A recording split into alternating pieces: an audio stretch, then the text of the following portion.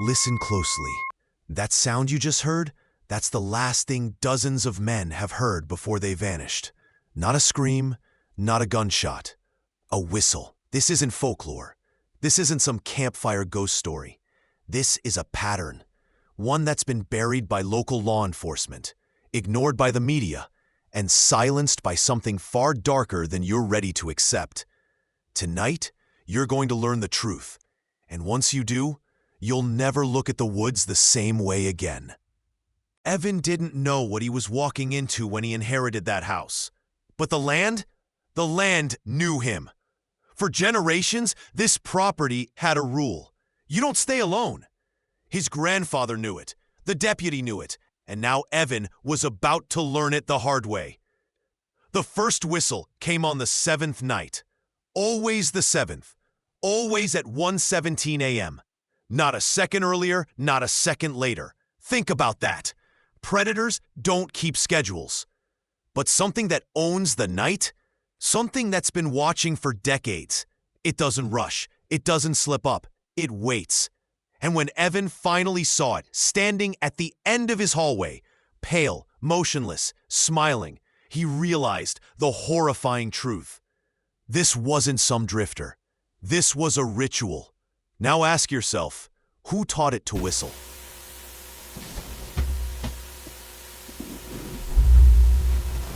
This isn't just Evan's story. It's a blueprint, a pattern repeated in rural towns across America. A whistle in the dark, a knock at the door, a figure that shouldn't be there. The deputy's reaction says it all.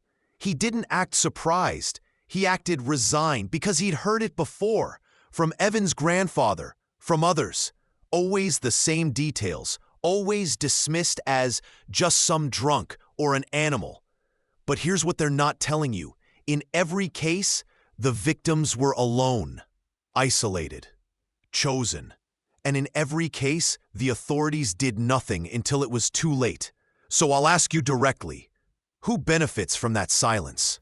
Evan's grandfather left journals. And in those journals, a confession. He wasn't just hearing things, he was being tested. The whistling only started after his wife died, after he was alone, after he was vulnerable. Now think, what kind of predator doesn't just hunt, but studies its prey? What kind of thing knows when you're weak, when you're isolated, when no one will believe you? And most importantly, why does it always seem to have a key? Drop red-handed in the comments twice if you're starting to see the bigger picture. Because this isn't just about Evan. This is about the hundreds of missing persons cases that never get solved. The rural disappearances chalked up to just running off. The whispers townsfolk refuse to repeat. And the terrifying possibility that some doors aren't meant to be locked. Let's be clear. Evan got out, but not everyone does. Because this isn't just about one house, one town, one monster. This is about the oldest rule of power.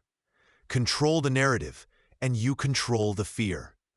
Why do you think these stories stay local? Why do you think deputies suggest people move away instead of investigating?